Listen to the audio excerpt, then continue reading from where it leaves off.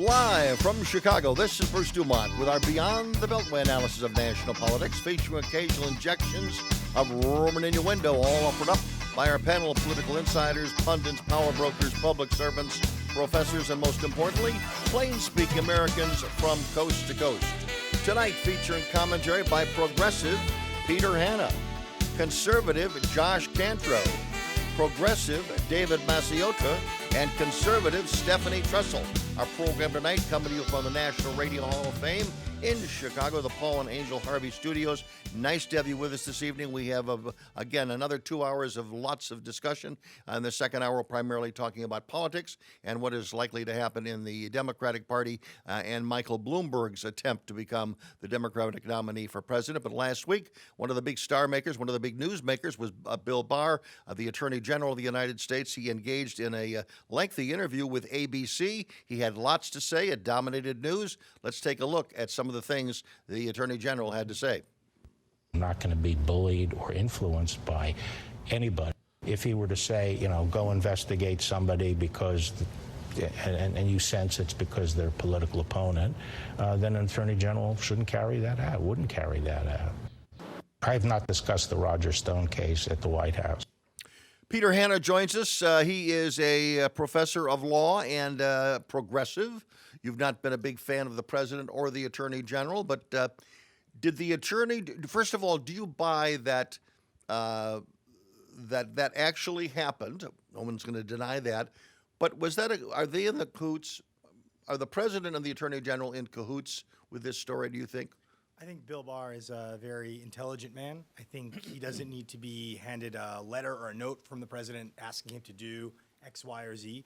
I think he's been very attuned to the president's desires throughout, his tenure as Attorney General. He's had a very, very successful tenure in an administration that's, hemorrhaged people. So I think, all President Trump has to do is tweet or intimate or suggest, and he's found his bagman in Bill Barr. Josh Cantrow, you might see it a little bit differently? I do. I think that Bill Barr has been an outstanding Attorney General in a cabinet that is full of really outstanding individuals. Looking at all that this administration has accomplished, one would be hard-pressed not to reach that conclusion. I do think that Attorney General Barr was correct to push back on the president based on the perception that he was doing the president's bidding in a situation where it was clearly unfair that Roger Stone... So you buy that it's real? You buy it that it's real? I buy it that it's real, absolutely. David Maciota, you're also a progressive writer. Do you buy that this little brouhaha between the president and the attorney general is real, or was it fabricated? No, it's a pro wrestling stunt in which, two competitors go into the ring and pretend to punch each other and hate each other, and then backstage they're giving each other high fives, job well done.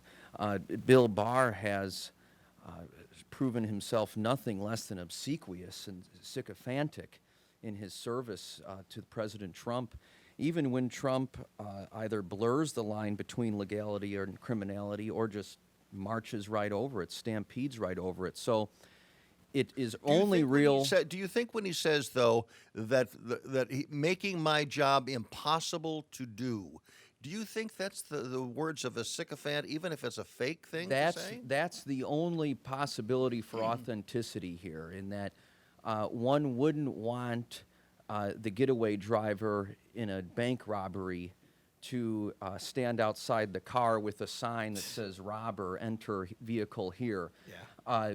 The tweets and the obnoxious public statements would certainly make Bill Barr's job challenging. So that's the only possible authentic moment in that statement. Stephanie Trestle is our other conservative. Stephanie, we have some doubters over here on the progressive side as to whether this was real or not. Do you think it was real? Well, I'm going to take it for face value that it was real, but it just amazes me how anyone who's loyal to Trump, and initially I thought everybody loved Bill Barr. He was this person on both sides. They thought he was a man of integrity. And suddenly, after everything we've been through, and he's still supporting our president, so he's got to be a sycophant. It reminds me of me being a Trump supporter, so it's not good enough just to attack Trump. Now it's anyone that still loves Trump or still supports him at this point. This is such a small little blip on what's going on. I'm excited about what Trump has done since he's been president. So this is just a distraction to me. Do you believe that most Trump supporters would understand if the Attorney General or any cabinet member were to say to the public, hey, you're making my job more difficult with your tweets? Wouldn't a lot of Trump people agree with that? Well, I think Bill Barr's from a different generation. Well, everybody's tweeting now. That was so exciting when Obama announced who his vice president was via a tweet. It was okay when we used tweeting on the left. But that's who Trump is, and that's how he's getting his message out. If he waits for the media to tell us what he's doing, we'll never hear about it. So for him not to agree with him being an older gentleman from an old school and not understanding what Trump is doing, it's okay. Let him give his opinion. But I don't think this is a big issue right now. Yeah, no, I would just say respectfully, I think the comparison to Obama tweeting about the vice presidential pick is not the same as interfering with a judge preparing to sentence someone. One is sort of intended to interfere with the procedure in a federal criminal prosecution. The other is, political announcement. So, I mean, I don't think that Bill Barr is some sort of like out of touch, non-contemporary of Trump's who doesn't know what tweeting is. I mean, he's a very savvy person. And I also have to take issue with what you said about everybody loved Bill Barr. I think at his confirmation hearing this time around, obviously he has previous service with another Republican administration. He said the right things. He said, I'm going to be independent. I'm going to be, I'm going to think on my own, equal practice, ever against everyone. But that's not been the case. He has been sycophantic. He has been obsequious. And I mean, candidly, if I can just complete my point, he's a disgrace to the Department of Justice. Can I respond, Bruce? I want to get reaction. But on the issue of Roger Stone, Bill Barr has argued that he had made a decision basically to ask for a reduction in the sentence before the president tweeted. And it made it more difficult when the president tweeted. That was one of the references to this quote I read. Yeah. That really the president made it difficult for him to do what he thought was right and was going to do anyway. Is that a possibility that Barr looked at the evidence here and thought as he believed, which you disagree with? It is the remotest of remote possibilities. I clerked for a federal judge in the Southern District of New York. I watched numerous criminal trials. Many of my friends work in the Department of Justice. I've served as a pro bono attorney in federal criminal trials, also and many federal trials. The Attorney General does not get involved in a single actual sentencing. It is completely beyond the pale, and it speaks to the guy's real motives, which are keeping his boss happy at all costs. There's so much to respond to. First of all, that Bill Barr is a, quote, disgrace to the Department of Justice. That's an opinion, Josh. That is an opinion that is really wrong, because Bill Barr was confirmed back in '92 overwhelmingly as the first Bush's AG. Very, very well respected. But I'm saying that he has a record, and he's brought nothing but honor to the Department of Justice that had been highly politicized in the Obama administration, with all of Obama's pushing his Department of Justice to get involved in various police issues. So how is this any different? To me, that was a lot worse. This is one single case. Obama wanted his Department of Justice to get involved in Ferguson and all of these other cases. One more point to discuss when we return. I'm Bruce DuMont. Don't go away. A new exhibit from the Rock and Roll Hall of Fame. Stay tuned. Rock on TV. Artifacts from the Jackson 5, Sonny and Cher, Elvis, Cyndi Lauper, ZZ Top, Eric Clapton, and more. Now at the Museum of Broadcast Communications, 360 North State Street, Chicago. From Bandstand to Gaga, let's rock on TV. For info and tickets, visit museum.tv.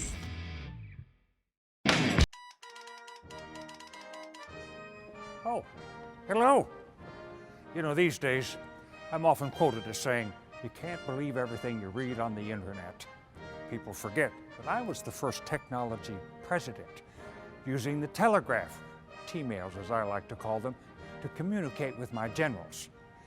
Well, today, we are fighting a cybersecurity war, and our best defense is for folks to follow some of these tips when they're online. If it seems too good to be true, it probably is. Hover your cursor over links to determine the true web address. Look for misspellings and poor grammar, which are warning signs of fraud. Be suspicious of emails requesting urgent action, and never give away sensitive personal information. With malware for none, with cyber protection for all. This is your humble servant, Abraham Lincoln.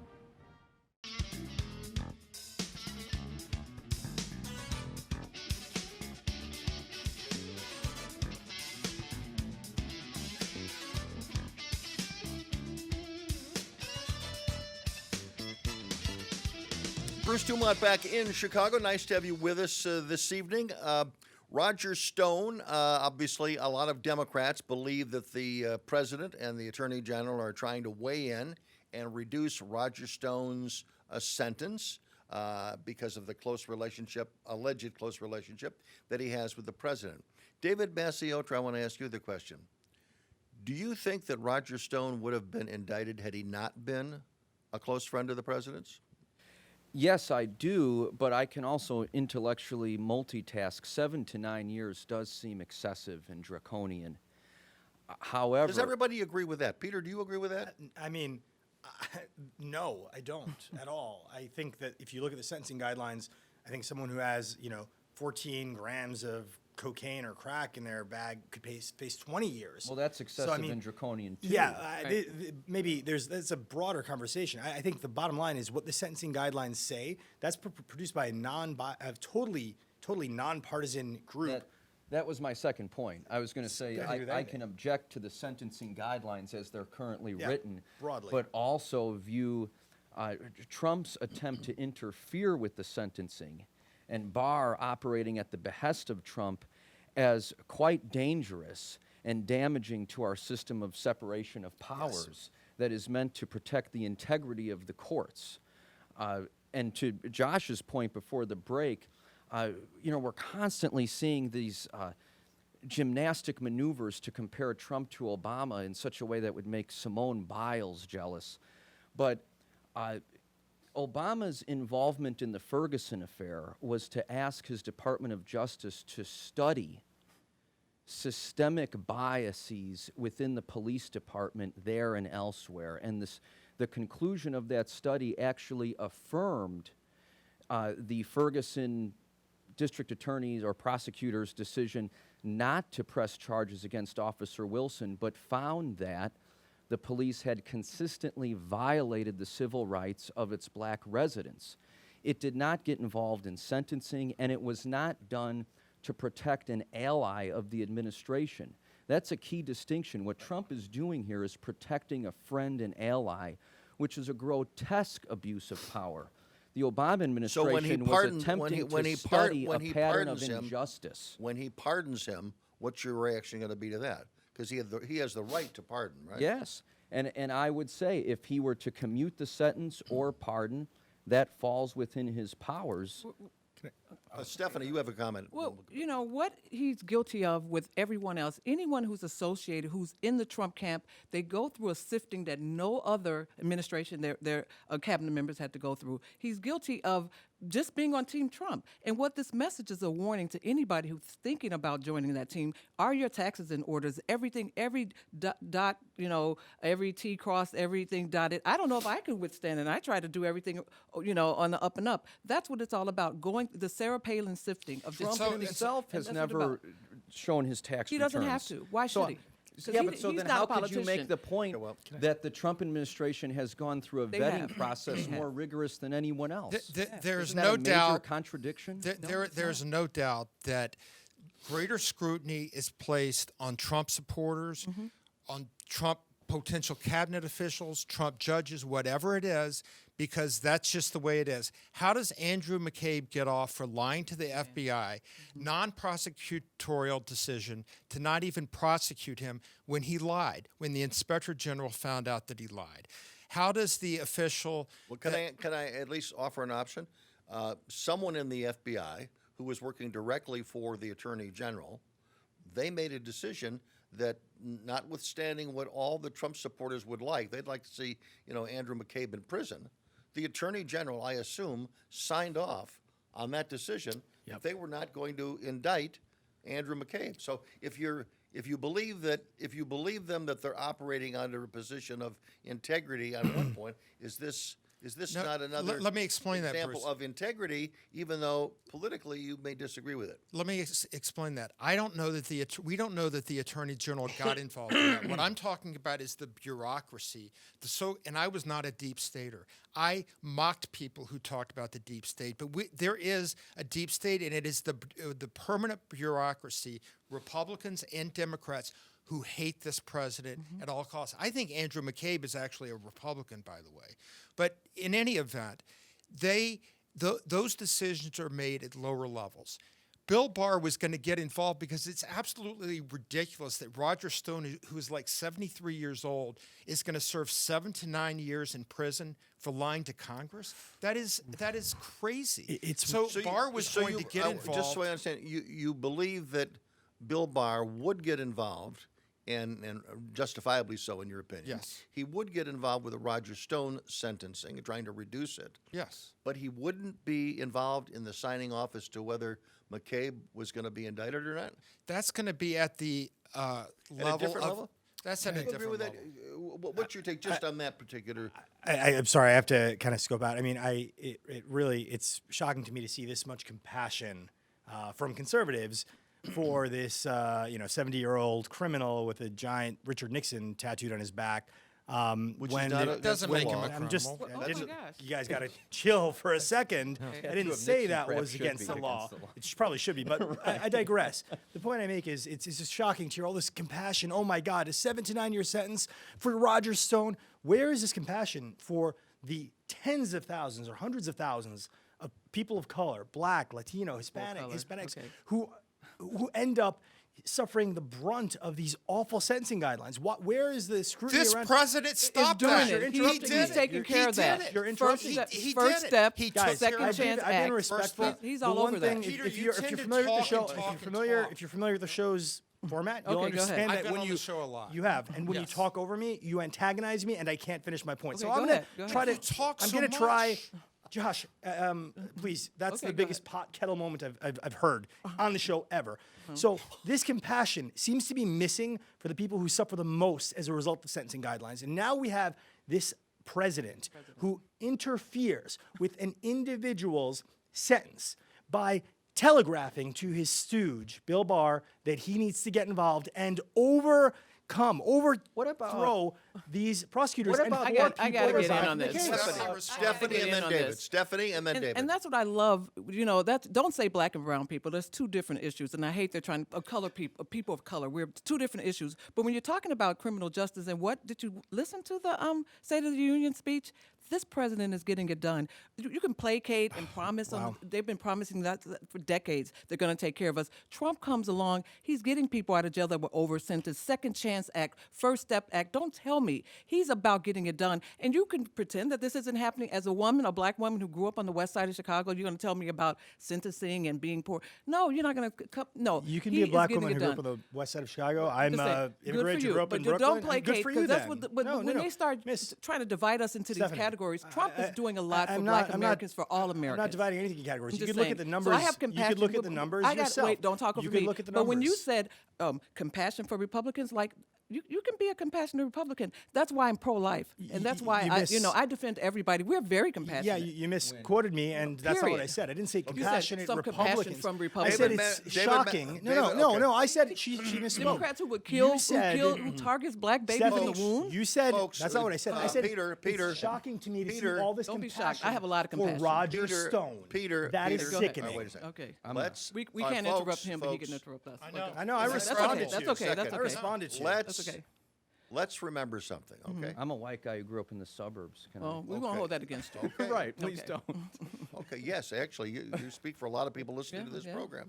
But my question is this, folks, if you talk over anyone, whether it's part of your strategy or not, the people out there in Radio Land can't hear either of you, okay? And I will tell you, based on previous conversations when we have a very heated show, the people that react to me on email, they don't like it. They don't like it, and they turn it off. I don't want people turning this program off. We have very spirited conversation, which I like a lot, but really one voice at a time. David. Two things. If one can recall, it seems like ancient history now because the news cycle moves at such a rapid pace.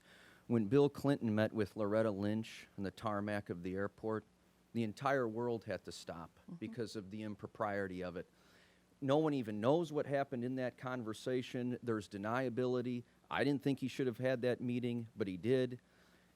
The Republicans who wanted to stop the entire movement of the country over that meeting are now defending President Trump publicly intervening in a sentencing. So that hypocrisy and inconsistency is quite interesting. To Peter's point about Again, this just 1 second. I want Josh to respond to just that point.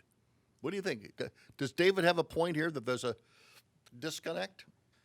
I don't think he has a point at all. What we saw there was Bill Clinton and Loretta Lynch meeting, highly inappropriate when the Democratic candidate for president was under investigation.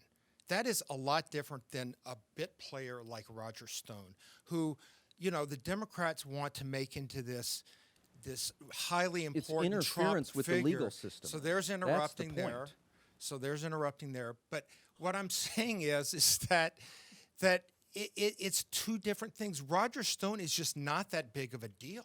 That's the point I'm making. He's not that big of a deal compared to that situation. I wanted to also add to Peter's earlier point about this misplaced compassion. Benjamin Ferencz, the last living Nuremberg prosecutor, said that the Trump administration's policy of family separation at the southern border constitutes a crime against humanity. Where's the compassion for those families, for those children? Can we? Oh Save my it for goodness! Roger. Wait. Yeah. Wait. Yeah. Roger Where the Stone compassion break for, out the world's smallest where the compassion violin. for descendants of slaves that are now being put behind illegals, resources taken from black people. You can come with me on the west side of Chicago, and I'll show you how the Hispanic neighborhood is booming, and my neighborhood where I grew up is dying. Has You no owe direct me bearing first. on The what I country said. owes my. I'm an ancestor of enslaved Americans. The border issue that disproportionately affects black people We've got in a a negative pause. way. Back shortly from Chicago. A line is a powerful thing.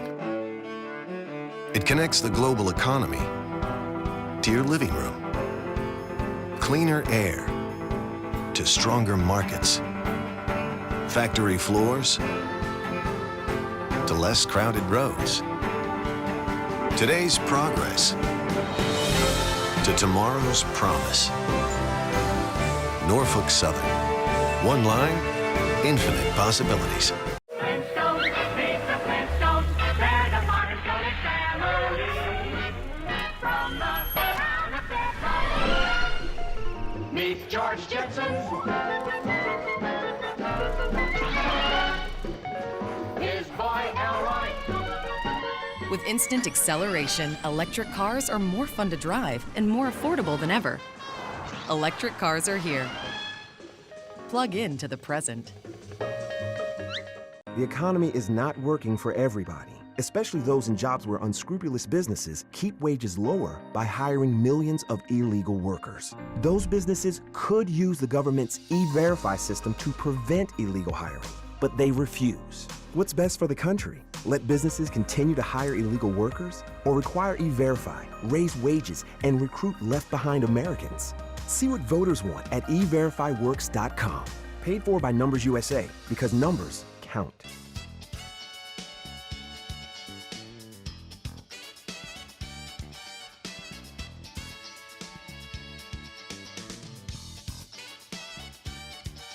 A little earlier than. Bruce DuMont back in Chicago, and in case you just tuned in, we have a real feisty group tonight, and we're going to let them introduce themselves, and we begin with our conservative Republican, Stephanie Trestle. Hi, I am a grandmother, a mom, a wife in the suburbs. I had a radio show on WLS for 7 years, and now I am a radio host fill-in host on 560 AM. And Peter Hanna. My name is Peter Hanna. I'm an attorney. I focus on constitutional matters, civil liberties matters, privacy and cybersecurity. I work with a lot of nonprofits, legislators, policymakers on progressive issues, and as always, it's a pleasure to be here. And came to the country when you were a young boy. Yes, I was actually Old? born in Egypt and came to the country when I was a little bit under 2 years old. And you became a citizen? Your parents became citizens and you became a citizen? That's right. How long ago? Well, the paperwork is not. No, I'm kidding. Many years ago, I was 6 or 7 years old. Okay. So. Josh Cantrell. I am a Jewish conservative, also a cybersecurity lawyer. I have 3 kids, and we live in the city in Lakeview. And for the sin of being an outspoken Jewish conservative, I have people in my community, in my neighborhood, and unfortunately, even distant family members who absolutely hate me for that. Welcome.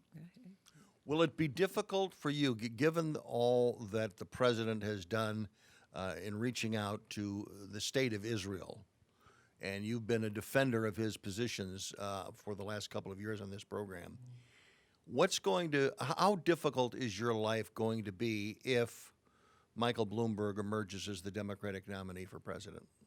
Oh, it's not going to be difficult for me at all. I'm going to support Trump 100%.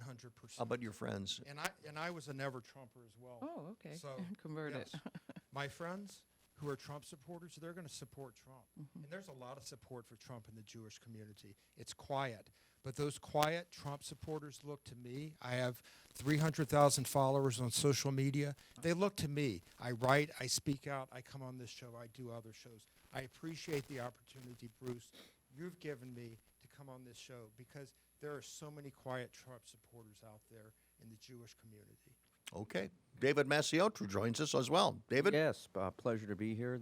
Thank you for having me as well. I'm a writer, a political columnist with Salon, and a music critic with No Depression, the author of several books, including Mellencamp American Troubadour, and my forthcoming book, due out October 15th, 2020, I Am Somebody, Why Jesse Jackson Matters.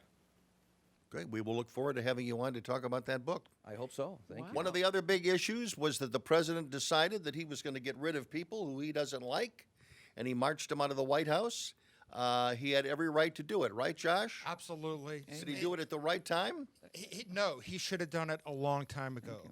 There were too many deep staters who were working against him, leaking to the media, going off and writing books, writing anonymous columns in the New York Times, doing all sorts of things. This should have happened a long time ago. Good riddance to these people. David Maciotto, is that, you agree? He has every right to do it, right? Yes, of course. However, it's disconcerting because it's yet another indication of Trump's identity confusion. He seems to mistake himself for a monarch, and he seems to dictate his presidential power with dictatorial authority.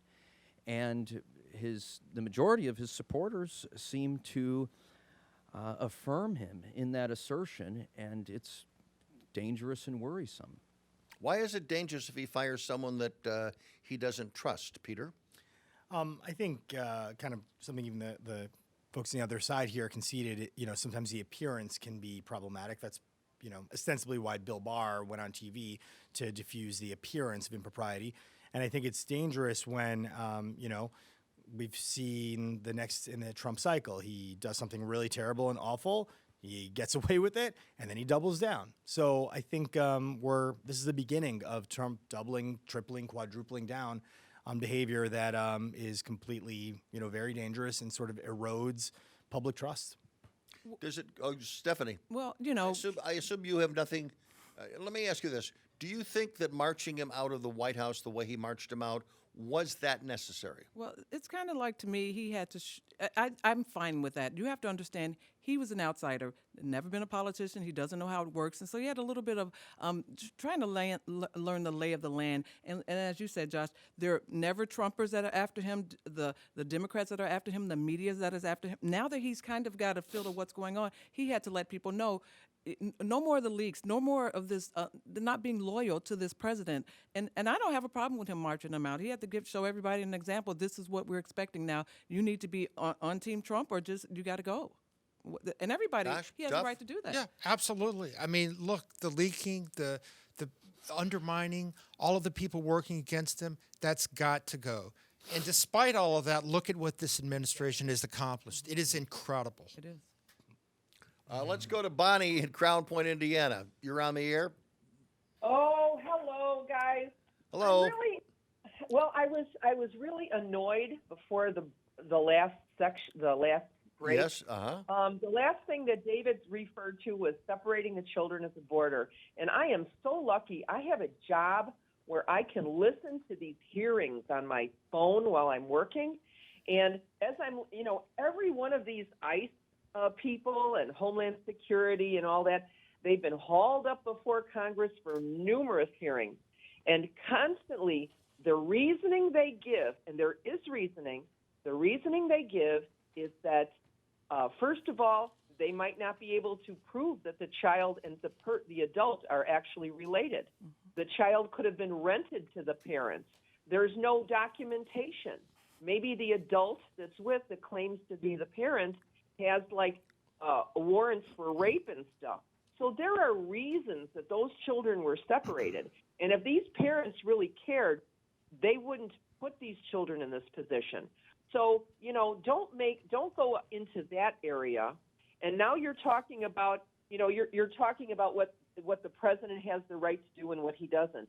You're right. He does have the right to fire people who aren't loyal. Remember, Obama fired every single ambassador before he took office. Keep that in mind. Every single one. Yeah, that's the president's initiative. Yeah, well, They're welcome to do that. Right. And typically that's what happens when a new administration comes in. They release every ambassador. So And every maybe U.S. attorney. look at its history. Right. But what we're saying is that they have that right. In other words, it seems to me that challenging the president on the right to do a lot of things that Democrats don't like, when after 2 days of using that as a device to gain positions supporting their side, they back away because they realize that everybody does that. Everybody does it, but my issue with Trump again is he should have done it sooner. But I think Stephanie hit the nail on the head. He's new to Washington. He didn't really get it. Maybe he was too trusting. And he appointed McCabe the acting head of the FBI too. Right. And he let James Comey stay on where clearly Comey should have been fired before Trump took off. Bonnie, thank you very much for your call. I want to switch gears now and talk a little bit about. I'm going to kind of move our discussion to the broader political issue. In 2016, 100 million people did not vote. I want to get a sense from everybody. I want to weigh in on this discussion. There may be some actual agreement on this point. Why didn't 100 million people vote in 2016? And after every election, there's always stories about lamenting that not enough Americans got off their butts and went out and voted. David, lead the discussion here. Why do people not vote? Well, we live in a culture that's too apathetic and too uninformed. Many studies verify those two assertions. I'm also reminded, however, I mentioned my book during the introduction, that Jesse Jackson ran for president twice, once in '84, once in '88, and although he didn't win the nomination either time, historians and journalists all concede that he acted as a valet of millions of voters into the Democratic Party, black voters, but also Latino voters and Native American voters and students and gay voters, people who were at that point not involved in the political system. Mm-hmm. And it was largely because he spoke their language. He aggressively engaged them on issues that they found important. So we do have a 45% of the voting age population that does not vote, and it's often because they feel that the political system does not represent them and does not give them any reason to vote. In 2016, however, a lot of those people, that number would have been larger had it not been for Bernie Sanders on the left and Donald Trump on the right. Do you think that among the 100 million people that did not vote, Josh, is there a big swath of that number that you think will still be pro-Trump? Or did they basically give their vote to Trump in 2016 and they're either going to ratify it or withdraw it? And that he's not going to expand his base very much this year? If you're talking about, are you asking me, do I think that more people will vote than they did in Well, 2016. how do you cut into that 100 million people that didn't vote? I mean, I hate to be cynical, but I don't think you do. I don't think either side is going to do much to cut into that. I think that Does everybody agree with that? Well, I think last time we had a non-politician and we had a very flawed candidate. People could not hold their nose and bring themselves to vote for Hillary. It's going to be different now. They're going to double down. People are coming. They understand now. Trump ran on sizzle last time. He sold us a steak. Now he's got a record to run on. I don't know if any of you guys have been to a Trump rally. You're not going to tell me. I just went to the one in Milwaukee. 13,000 people inside, 3,000 outside watching in the cold on a teleprompter. And you're going to tell me that people are going to wake up. 100,000 people will not be staying home. They're going to come out and support our president because everything is at stake. All the great things he's done, they're trying to take it away from us. You think they're all coming in one direction? They're going to support Trump? They love I Trump. want to hear from Peter and others. 1-800-723-8289. The question to you is: 100 million people didn't vote last time. Why do you think people don't vote? Is it because they're happy, or is it because they're really PO'd? Back shortly. A new exhibit from the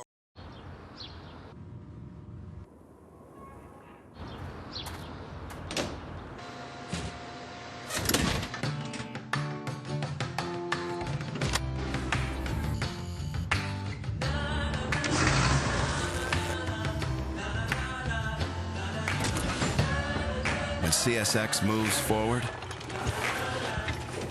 so do the rest of us.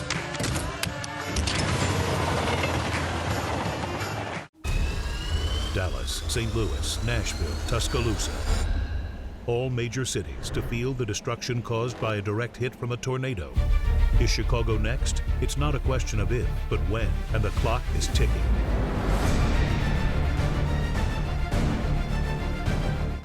Learn what to do now at ready.illinois.gov to become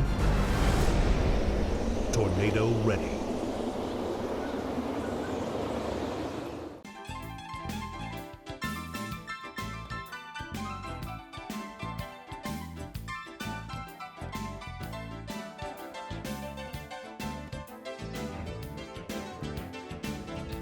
Bruce DuMont back in Chicago. Thank you very much for joining us tonight on Beyond the Beltway. My question to Peter Hanna before the break. Peter, why don't you think 100 million people did not vote in 2016? I think both candidates had a lot of flaws. I think obviously one is a reality TV show charlatan, and the other was someone hoisted by the establishment as the candidate in a sort of a fake primary. And when you take that, I think a lot of people felt like, their vote wasn't really going to be worth anything.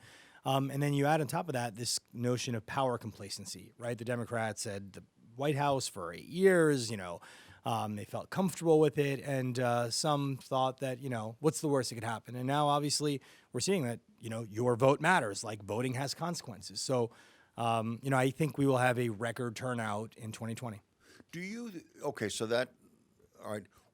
What is it that's being done now that would warrant a large number of people who didn't vote 4 years ago to come out? Because thus far, insofar as Bernie Sanders is concerned, his turnout in Iowa was down. The whole turnout was down. His personal turnout was down. Mm-hmm. His personal turnout in New Hampshire was down. The only turnout that was up was the Republican primary in New Hampshire, where the president got more votes than any incumbent president ever. Well, so what I'm saying is there a possibility that what Stephanie says is true, is that those people that didn't vote, they didn't buy Trump the first time around, but now they're going to go for Trump because Bernie Sanders on the other side, numerically, he's not up to par from 4 years ago, and I don't see any other candidate out there that's likely to do it. So Bernie Sanders ran against one person, obviously, in 2016. He's now running against, I don't know, like a dozen, realistically, like 5 or 6. So obviously the vote is going to be more split. Right. And Iowa and New Hampshire are not good litmus tests for sort of turnout. These are older populations, more white populations. So I would hold back on any sort of judgment about turnout until we get through Nevada, South Carolina. So you think and the Super non-voters Tuesday. are black and brown people? No. I just think that those particular states, which are combined, have a smaller population than New York City, are not good tests. You should also remember that. Josh, I wanted to say, when I talked about the 45% who didn't vote, that is historic. That has been that way for many years. Yeah. And I just don't see it changing a lot. But I think that the party that can pick off more of those people than the other, obviously, is going to put their candidate in a better position. And what we have now is that candidate Trump has been President Trump now for 3 years. A lot of people did think he was a charlatan, carnival barker. I said all of those things as a never Trumper 4 years ago. So I hear in some ways what Peter's saying, but now he has a record to run on. And so my hope is that Stephanie's right and that we're going to see a higher turnout. Well, it's also important to remember the 2018 midterms, in which in the House races, the Republicans were devastated, and the turnout numbers for Democrats had increased at phenomenal rates from the perspective of a Democrat. So if there's a repeat of that in 2020, and even though those early states would contradict that forecast, you have to keep in mind that the fear of Trump, whether you would argue it's justified or irrational, and the rage and hostility against Trump, again, regardless of your opinion of that, is soaring among Democrats and progressives. And those are some pretty powerful incentives to get out and vote. is it soaring? In other words, of those 100 million people, do you think there's a significant number of them that are just saying, we finally have a multi-billionaire that we can vote for, and he's the mayor of New York City? I mean, is that what they're thriving for? It would seem to me that they would, just as 4 years ago, the enthusiasm was with Donald Trump and Bernie Sanders. Right. They had many of the same. They were touching many of the same chords. Many of Bernie Sanders supporters, not many, some Bernie Sanders supporters supported Donald Trump. 1 in 10 in the Yeah, general they election. actually just basically decided the election in the 4 states Right. where you Yes, won. they did. Yeah. But I need to Well- address the 2018 thing. Since that time, we had how many years of wasting, trying to prove that he colluded with Russia. So now they have to, on the other side of that whole thing fizzled. Nothing. They've been trying to trip him up one time after another. So now you've got Pelosi just completely let everyone down. She kept saying no impeachment. Then she bent the knee to that faction of her group that decided that we got to take him out. So now voters are thinking they wasted how many months, how many millions of dollars, and trying to prove that the most corrupt, evil, dangerous person on the planet ever to hold this office, and you guys can't seem to catch him. And so while they're doing that, her constituents are stepping over human debris in where she lives, and Trump is getting it done. He's ticking off everything on his agenda. That's what they're going to have to face. 2018, yeah, that was bad, but now this is 2020, and so they've got, I think AOC, that group, coming after Pelosi because they promised impeachment was going to happen, and they got nothing. Well, I was at a party last night. I was at a Did party. happen. So, personal anecdote. Sort of did I was at a happen. party last night with a very progressive San Francisco Democrat, You should invite me next time. and he said, I asked him, are things as bad as the news media is making things out to be in San Francisco? And he said, it's worse. Yep. And I have a good friend who lives in Seattle, who visits San Francisco a lot on business, who says that Seattle is actually worse than San Francisco. Now, who knows what's really going on? Just to add I something mean, I've to been what's to both places in the past few months. Here I am. I can give you a first-hand What did account. you say? What a crazy there he is idea. What did you interrupting. say? What Go did you ahead. say? There What's your, He's What's that interrupting. bit all He's over the only one again? allowed to interrupt. Yeah, but go but ahead. we have to pause, folks. wanna say I know, but we can't. We I heard gotta, the we gotta exit go. music, which- When we come back, Peter is going to report on his observations of San Francisco. It's madness. 1-800-723-8289. When we come back, we're also going to be talking about Michael Bloomberg. Is America ready for Michael Bloomberg? And what about those skeletons in his closet? Back shortly. His little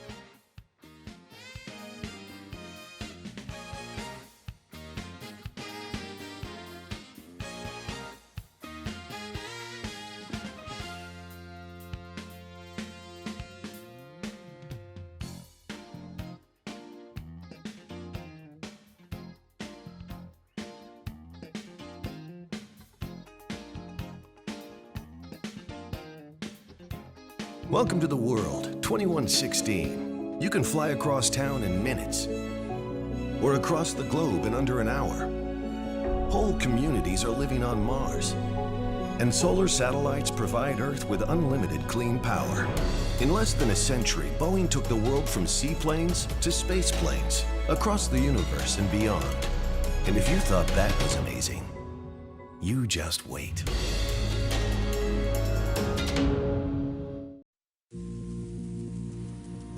Today, fresh fruits and vegetables will go from a field in California to a grocer in Miami. A bottle of beer from Eagle Pass will journey to a restaurant in Manhattan. A 2x4 in Oregon will find its way to a townhome in Denver. A hybrid will say goodbye to Detroit and hello to a showroom in Austin.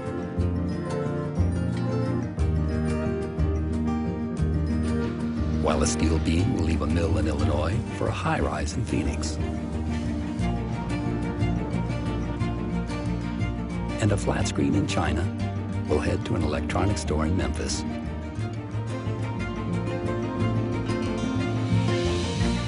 Because today, as every day, wherever you find business, you'll find us.